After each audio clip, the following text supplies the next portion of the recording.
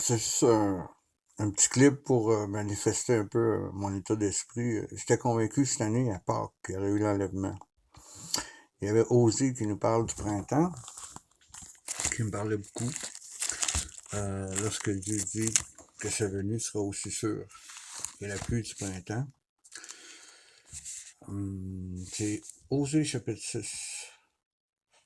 Dieu nous dit que sa venue est aussi certaine que celle de l'aurore et viendra comme la pluie du printemps arrose la terre.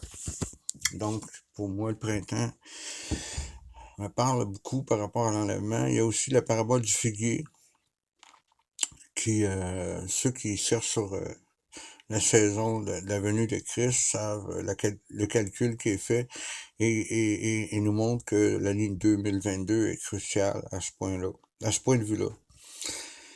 Et j'étais surpris qu'on parle pas beaucoup du fait que le 30 avril 2022, il y a une éclipse partielle, mais c'est quand même une éclipse. Et une éclipse, c'est quand même un signe qui est criant de la part de Dieu pour nous avertir. Et de voir aussi la signification de la lune et du soleil.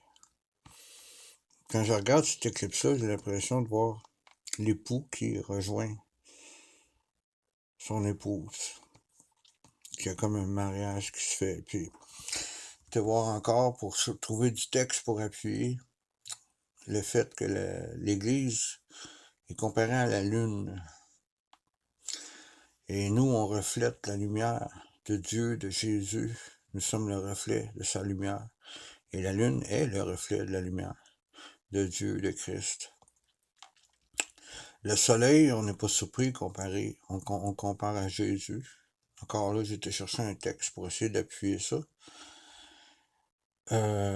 Mais on comprend facilement lorsqu'on lit l'évangile de Jean, lorsqu'on nous dit que Jésus est la lumière.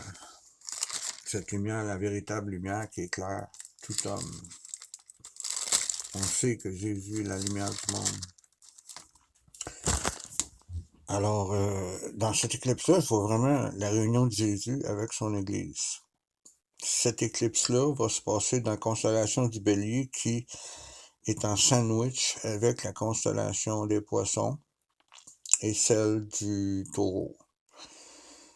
Et la constellation du Bélier est aussi appelée la constellation de l'Agneau. Quand je vois la constellation du Taureau, de voir un peu la signification, on pourrait la signifier avec Jésus qui va régner avec son règne de fer. Et aussi dans l'alphabet hébreu, Aleph, c'est une tête de taureau qui représente Dieu le Père. On voit ici le 30 avril l'éclipse partielle qui est vraiment en dessous de l'agneau, dans la constellation du Bélier. Et cette éclipse-là est pas banale. Vraiment pas banale. Je comprends pas qu'on en parle pas plus sur ceux qui surveillent l'enlèvement de Christ, l'enlèvement de l'Église de Christ, et non pas l'enlèvement de Christ. J'ai été voir aussi le 15 ou le 16 de mai, et il n'y avait rien qui me parlait, en tout cas qui était significatif dans la position là, du soleil ou de la lune ou des constellations. C'est pas de l'astrologie que je cherche à faire, c'est juste essayer de voir ce que Dieu cherche à nous dire. J'avais à cœur aussi d'aller voir dans les photos de microscope électronique pour nous étourdir un peu et nous montrer jusqu'à quel point on n'est pas grand-chose et qu'on est un sandwich entre l'infiniment petit et l'infiniment grand. Ça, c'est des globules rouges qui ont perdu leur noyau, qui sont biconcaves. Et je vais voir une photo aussi de l'infiniment grand. Qu'est-ce qu'on peut dire face à ça? Quelle référence on peut avoir face à ça?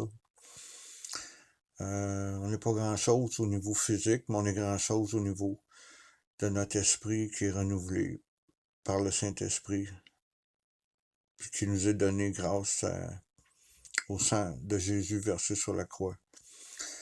Alors, il arrive plein de choses. Il y a la Troisième Guerre mondiale qui semble être imminente. On parle encore de virus. peut-être qu'il va y avoir un autre encore plus virulent.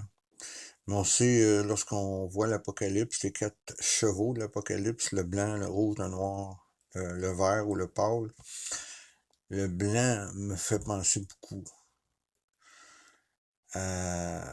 au COVID, le rouge, la guerre, noir, l'inflation et la mort qui peut s'en suivre pour la planète, beaucoup de morts. Pour terminer, j'ai été voir comment on écrit Amen en hébreu. Je trouve tellement que l'hébreu est une œuvre d'art. Alors, merci et adieu.